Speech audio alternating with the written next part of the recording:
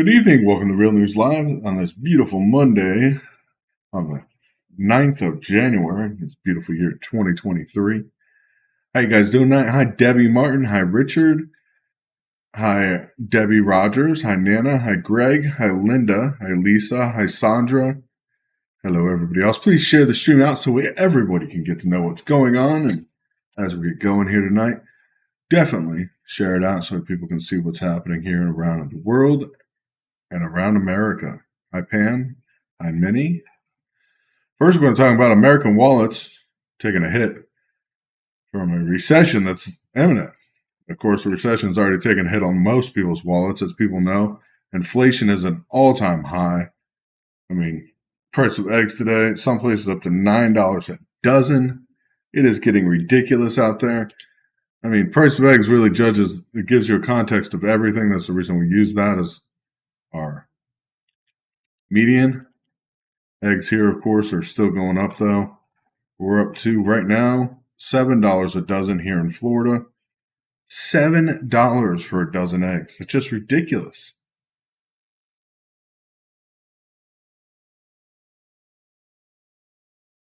$7 for a dozen eggs. As wealthy as Americans take a hit, even wealthy Americans taking a big hit as the inevitable economic recession is coming, and it's happening. I mean, even Forbes is saying the same thing. I mean, you think you're going to see it, you're going to see it even more this year as the year wears on. It doesn't mean you should shed tears, but you should be ready to take proportionate hits in a way that haven't been in past recessions. This whole era we're in is different from anything we've had before. When a recession is on the horizon, the rich usually don't have much to worry about. They're usually in a good position to ride out the economic rough times and the least to be affected, first to recover value. But in the case of the recession we're heading towards now, wealthy Americans will feel a unique pinch on their budgets. Of course, as regular Americans face bitter destruction. Sad. It is sad. I mean, CEOs, of course, are expecting to be cutting labor, and we already know that. Multiple companies have been talking about their downsizing. The list of companies conducting layoffs in 2023 so far, we have a list of several different companies continuing to downsize. So, interested to figure out which companies they are. Sure, we'll find out here soon. It's crazy. Absolutely crazy to watch what's happening. I mean, we know Amazon and Compass are slashing thousands of workers as a wave of layoffs continue. A lot of major companies taking major hits. I mean, talking big U.S. tech companies to mom and pops having to lay off people. Amazon, one of the largest tech giants, has thousands of workers. In a memo, Amazon is said to lay off at least 18,000 workers in total, citing uncertain economy. Amazon, of course, is not the first company to have cuts in the new year. Salesforce, Venmo, has announced layoffs amid a continued economic downturn, stagnating sales, and everything else. The downside is following significant reductions at companies including Twitter and Meta last year. Layoffs are largely affecting tech sector, which is now homogenizing employees the faster rate at any point, or basically hemorrhaging employees at a faster rate than any point during the pandemic. I mean, data sets from Wall Street Journal to the FIA layoffs board, tracking layoffs since the start of the pandemic, tech companies slashed more than 150,000 jobs in 2022 alone, compared to only 80,000 in 2020 and 15,000 in 2021. We're expecting this to be a bigger year than both of them. Amazon, of course, their 18,000 workers are total, and far more could it be on the horizon. I mean, while Amazon's 1.5 million staff are mostly warehouse jobs, I mean, this is going to get big. We got to face this. Yeah, Costco. I don't know how Costco still has $5 chickens, but they do. Salesforce is cutting 10% of its staff, 10% of its entire staff, an estimated 7,000 employees, which is just crazy to think of. 17% of Everland Corporation employees are going to be slashed, and 3% of its retail staff on top of that. Venmo's 11% of their staff is going out the door after cutting 6% last year. 11% more this year. What are people going to do? I mean, these people, a lot of people went out of the oil and gas industry and got into the tech sector, went to IT because, that's what Biden said. He was going to make sure there was a good IT platform for people to work. Goldman Sachs losing 8% of employees. Ultimately, this is looking bad. Compass has not disclosed how many employees they're going to be laying off, but it's a substantial percentage of their employees. They're looking at least letting go of 1,200 employees at minimum. Stitch Fix, one of the biggest new companies around, is laying off 20%. 20% of their jobs. Stitch Fix, 20% of their jobs are being laid off. It's just sad. Where are these people going to go to turn to work? That's what I'm saying when we were looking at what's happening in the market is these people aren't going to have anywhere to go to get jobs. We'll have more people losing their houses, losing their vehicles, losing their way to support themselves. Homelessness is going to go up. That's not a question. The price of food is already going crazy. The clown show we've seen on Friday, the speaker. It's ridiculous. And the government, where are they? They're more worried about controlling driving or monitoring vehicles, like, for instance, Tesla has talked about disabling driver monitoring so the feds cannot use that information against them. And several other companies are going along the same way. The feds are reviewing to see if they're going to even allow that.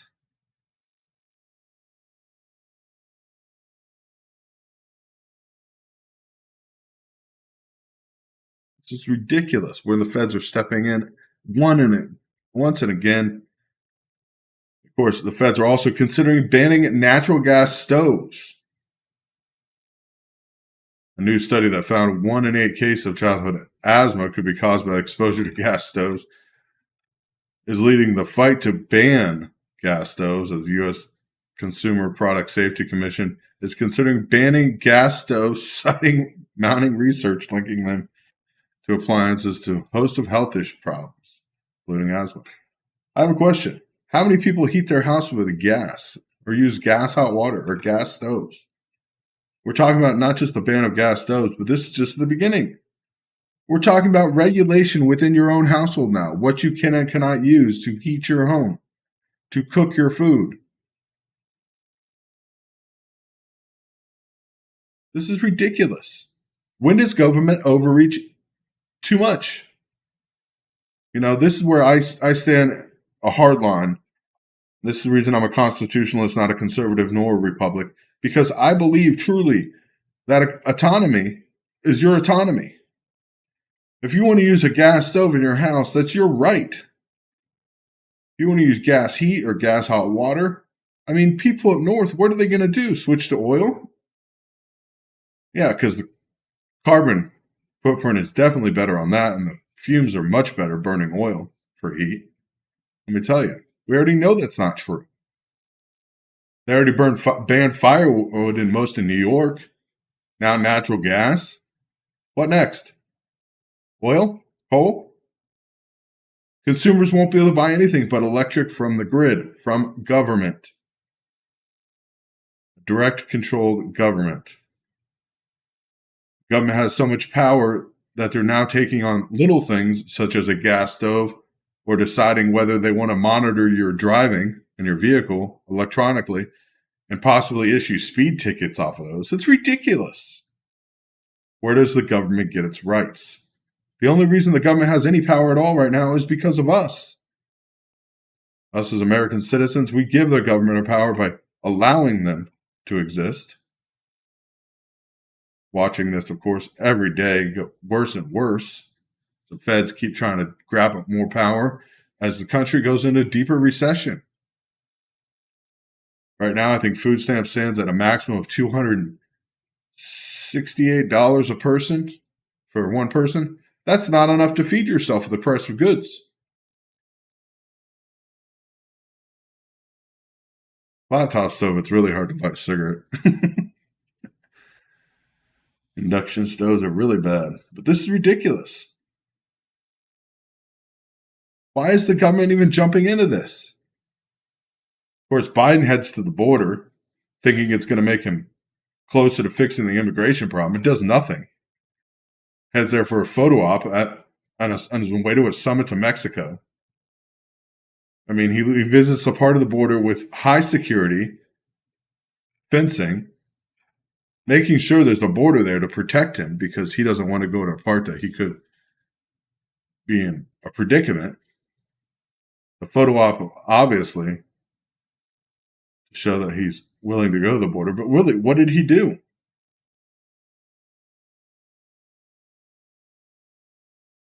The president didn't open his eyes. He didn't see the immigration problem. He didn't go to a location where there was a problem because the wall is in place. The surge of arrivals at the borders accelerated last year, and one of the most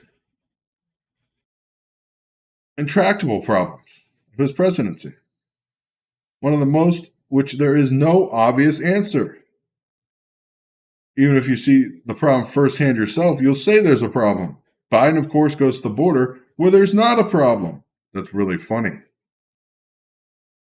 Part of the problem is the whole situation is more complex than Biden's detracted. And often the White House has often admitted Customs and Border Protection collects monthly data, those stopped at the border. The total shows marked increases over the past 2 years. It's not a question. I mean, the spike that came in 2019 in May were just around 144,000 encounters at the southern border, which prompted Donald Trump's forcibly agitated to expand the border wall, which is totally understandable. You may consider Mexico a war zone, but did you know they're actually producing goods for us at a larger rate than China now? At 1/3 the cost and 3 times better skill in their factories there? They're more skilled and they pay their employees less.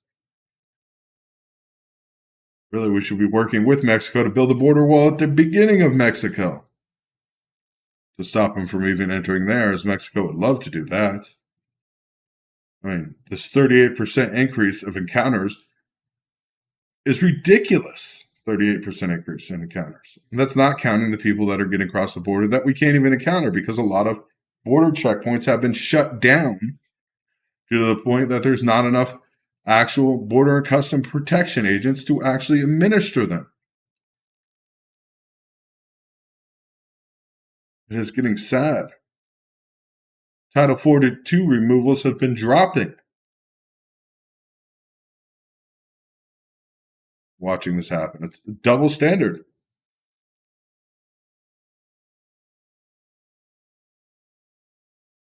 Crazy. Yeah, they do better work for 1/10 the money. Literally. I ran a handyman business and I know this is bad. I used to go to Home Depot every morning, 5 a.m. There'll be a line of guys out there, and everyone had a specialty. You could hire $50 and they would work from the second they got there till 8 or 9 o'clock at night and did whatever you asked them to do and got it done. Problem is, Americans aren't stepping in that way. But we talk about 43% of border encounters right now are being addressed by Title 42. The other 57% are handled under Title 8, which predates the pandemic. I mean, you notice the encounters until Title 8 has generally come below the peak of May 2018. But of course, we're comparing regular monthly totals previously high watermarks. This is crazy. Why is our borders not being protected? He goes there, looks at the border when at the part of the border nobody's crossing at.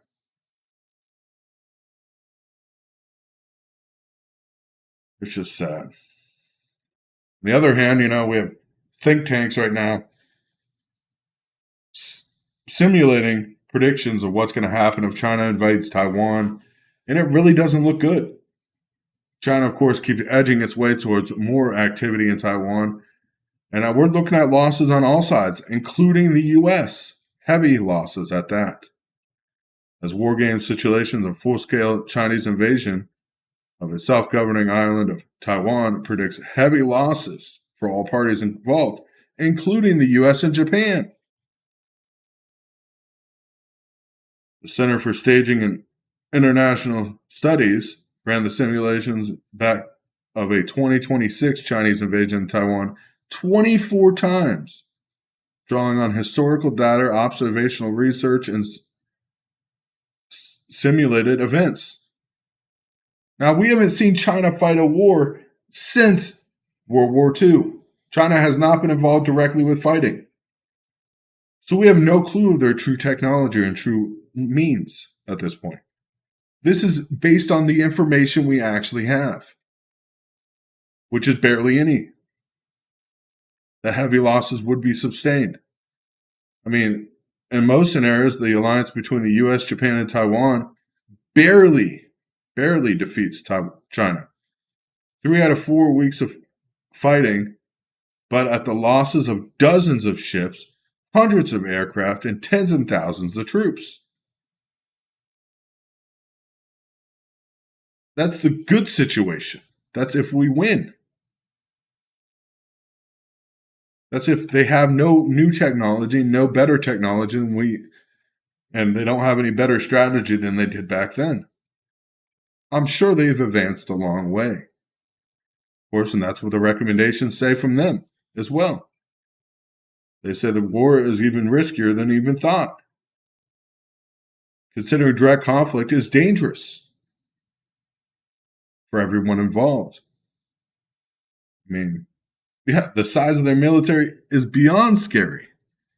When you have billions of people and it's mandatory enlistment, everybody is trained to fight. I mean, the analysts indicated that U.S. and Taiwan would be inflicted will prevail, but have heavy casualties. Possible. Imagine China looking as different as what could happen. I mean, this is without taking into account for the new equipment.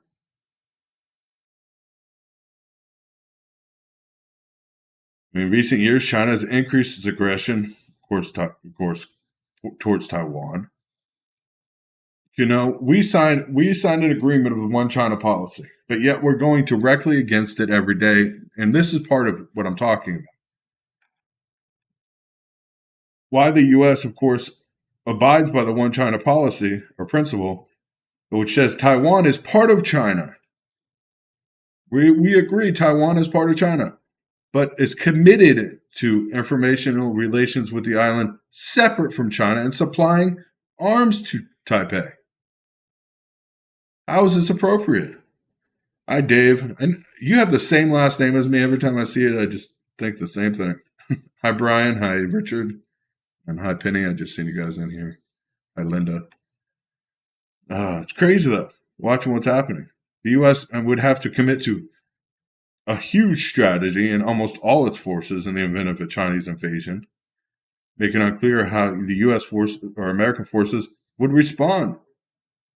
War game simulators run a model of Taiwan stands alone it doesn't have any support from the U.S. or Japan, it'll be quickly taken over by China. Within hours, is their prediction. It's crazy. We're willing to step in on against. I mean, one China policy. That means the UN will not back us, or NATO will not back us. If we step in this between Taiwan and China, because NATO agrees to one China policy, we agree to it. We stand between them. NATO is not joining us in this fight. This is the fight we're having on our own. At the same time, when we're heavily depleted in stockpiles, which is not included in this war game scenario or the simulation that happened, the lack of missiles and lack of equipment we have right now from aiding Ukraine is not even accounted for. Not even thought of. Much less was accounted for the large presence in the South China Sea. We didn't count all those islands. They built and militarized. I mean, the U.S. would be devastated. And it would weaken the U.S. on the global stage if we entered a combat like this. And of course, as we know, in the next 2 decades, in the next 13 years to be precise, there's a very high likelihood of nuclear war because the quadruple of nuclear arsenal. As more countries become nuclear, you get long-range missile capability, which is an entire different type of warfare. I mean, it wouldn't matter about blockades or ships at that point. We can't be the world's police. That's the problem.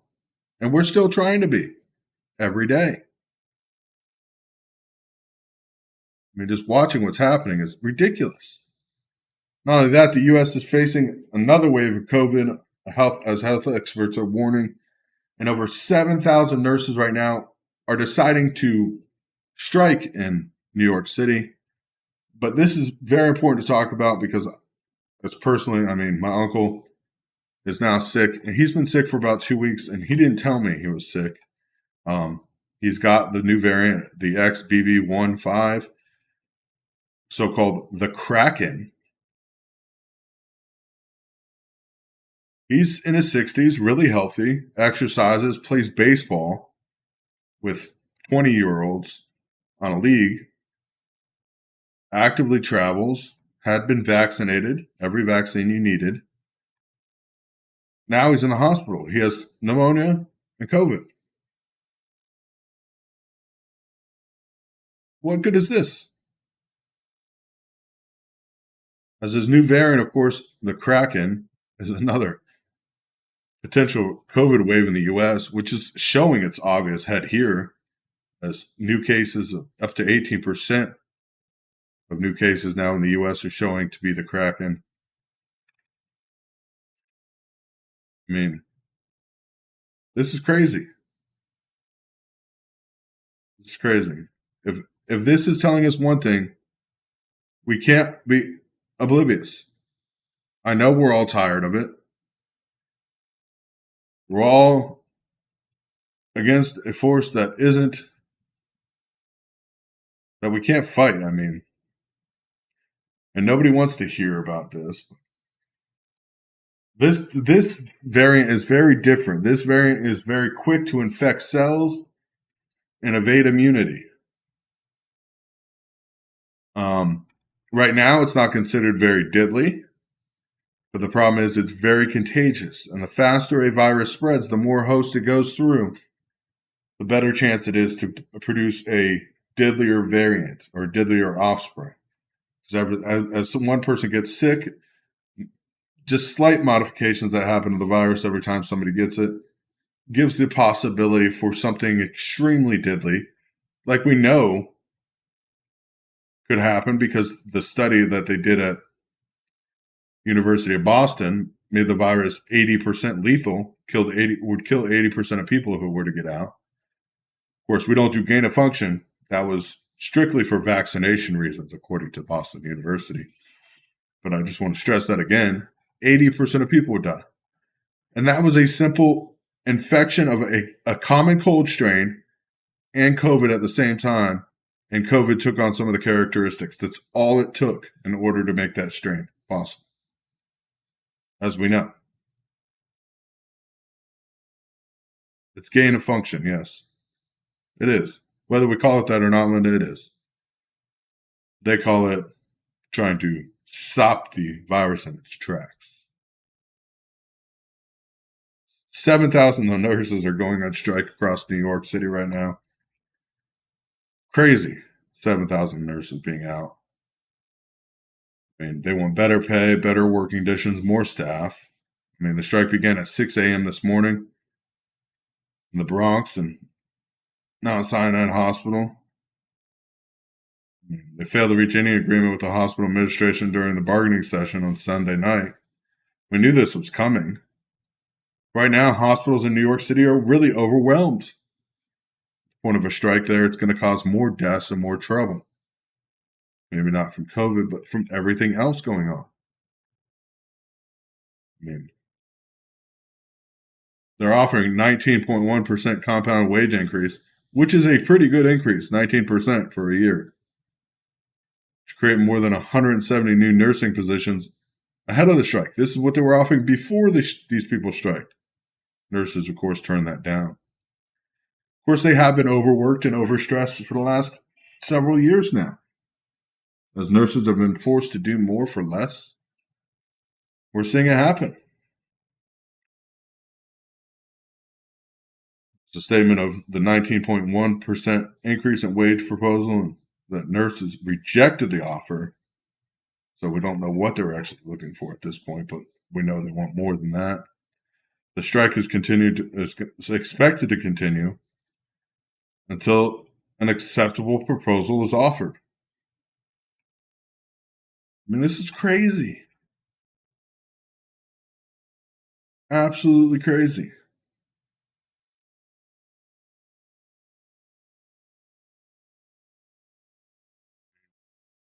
Just watching what happens. I mean, right now in New York City, saying to all the patients and all New Yorkers, I want to be absolutely clear. If you're sick, please do not delay in getting medical care, regardless whether they're striking or not. I mean, this is just sad. The New York State Department of Health is working closely with affected hospitals to ensure safe and healthy, or health and safety of patients in New York City's hospitals as the strikes proceeds. And the department right now is saying that it's just going to continue monitoring safety and staffing of patients. That's all they have to say about it. I mean, 19% increase is a pretty good deal.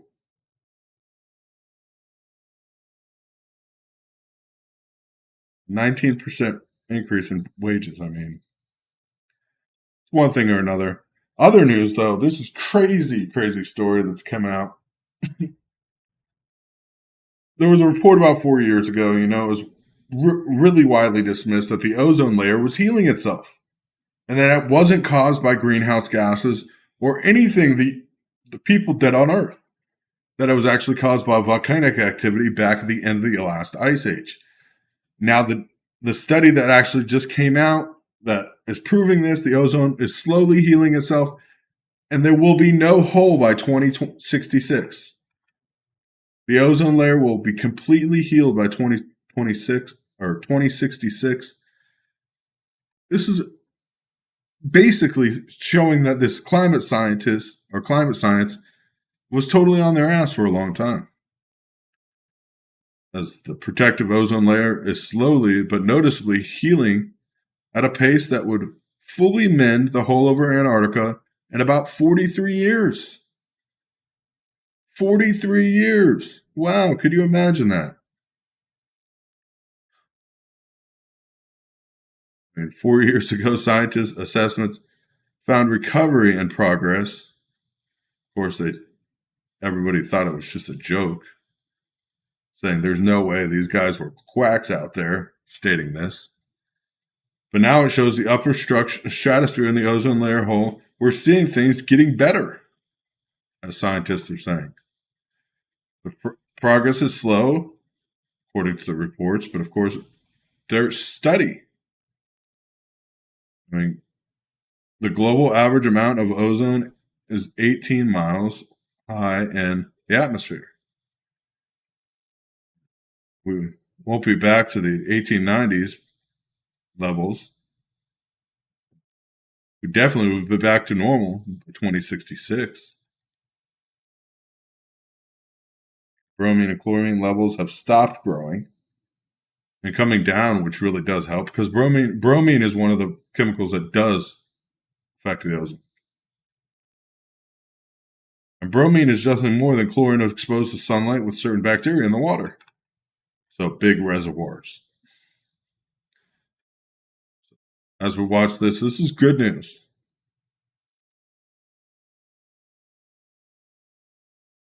This is good news. This is showing that it's not what they thought it was causing it. That's all I can say about that. It's great news. I'm glad to hear it. Of course, glad to hear anything good at this point. Definitely wanted to share something positive at the end of the night. Definitely appreciate all of you as we're going through. Of course, I do want to talk one last thing that's not on the list tonight, but Justice Department is examining a number of classified documents found at a Biden think tank. These documents, of course, were from when Biden was a vice president. He took them out of office with him. The documents were discovered locked in a closet by Biden's attorney in November as they prepared to vacate office space at the Penn Biden Center for Diplomacy and Global Engagement. Now, wait a second. Didn't the FBI just raid Trump to try to charge him with illegal classified material? Hold on. This doesn't make sense.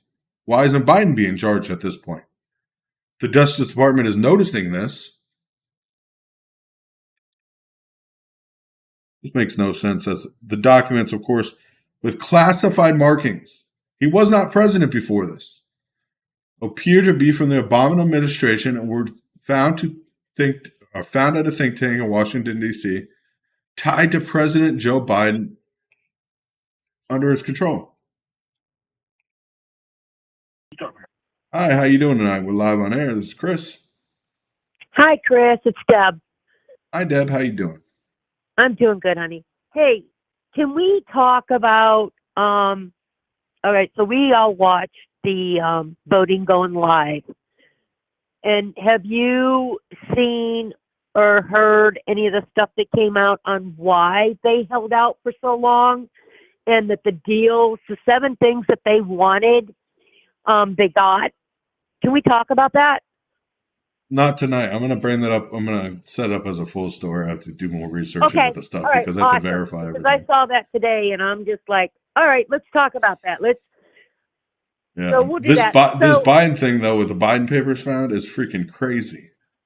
Classified yeah, I didn't hear about that. So, all right. Later. All right, later.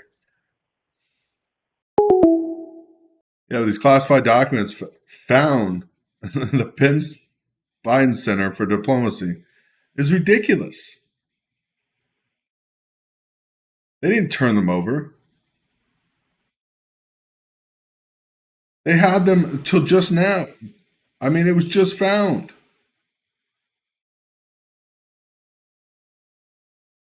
I mean, he took them. He was not president. He couldn't declassify documents. He was a vice president. So he periodically took documents that were classified for his own use.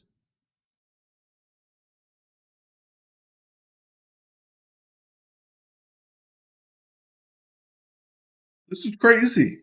They raided Trump's house for it, and they want to charge him criminally.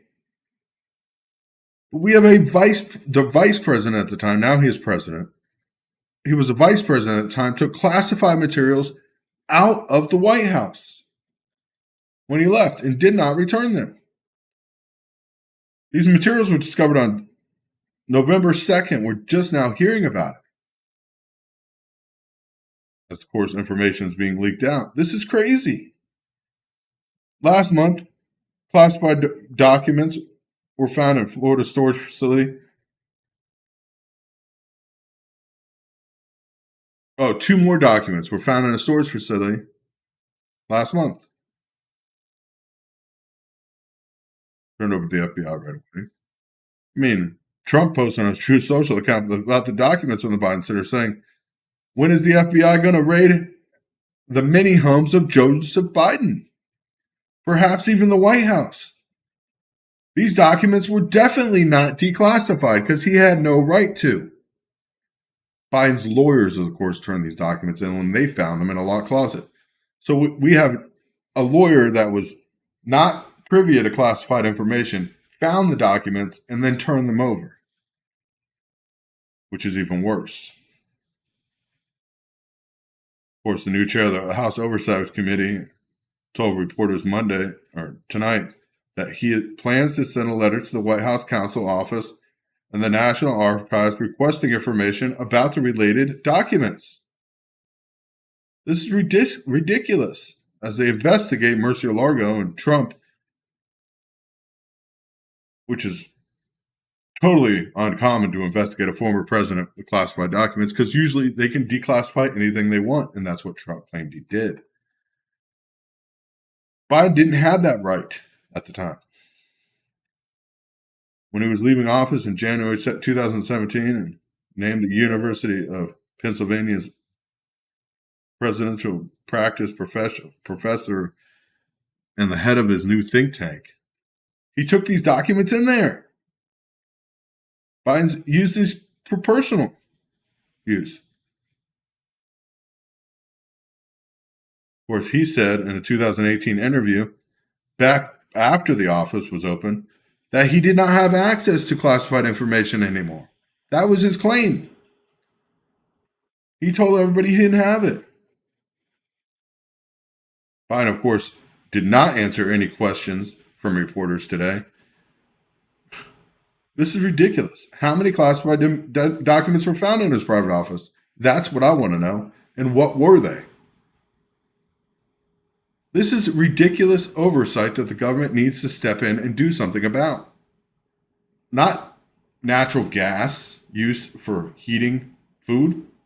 Not whether your car is going to report to the government if you speed or if you stop too fast or if you jump up and down. None of that. It is just sad watching what's happening.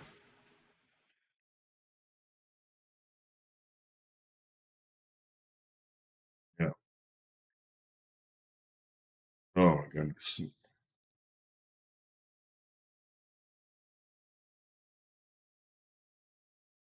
Democratic Party doesn't want him to run again.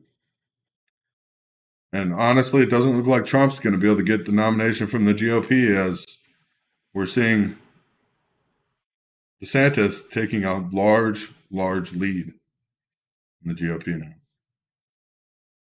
But watching this happen, I mean, classified documents, this whole thing drives me crazy. FBI needs to start investigating this right away. DOJ needs to be on top of this. This is a serious violation. This is not like a president having classified documents because he could have declassified anything, even though it's marked classified. He has a right to declassify anything at any time. A vice president does not. A vice president taking classified documents from the White House is a direct violation of securities. It's not a question. National security has been tampered with.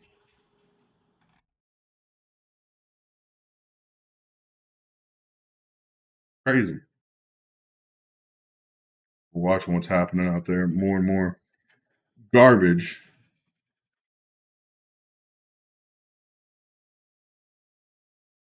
But God bless you guys for being here tonight. God bless everyone. I hope everyone's having a great new year so far. Definitely appreciate you guys being here. This is crazy. Crazy stuff happening. You guys can afford to support families in need. We're trying to raise $25 a night. I know we have not done that for the last 2 nights, I believe, or 3 nights that we've been live, but we're trying hard because people do need help, and Easter's coming. So God bless you all. God bless America. We will see you Wednesday night at 9:30 Eastern Standard Time. Once again, that's Wednesdays. Please like, follow, and share the stream out so more people can get the information they need without all the bias. God bless you, and good night.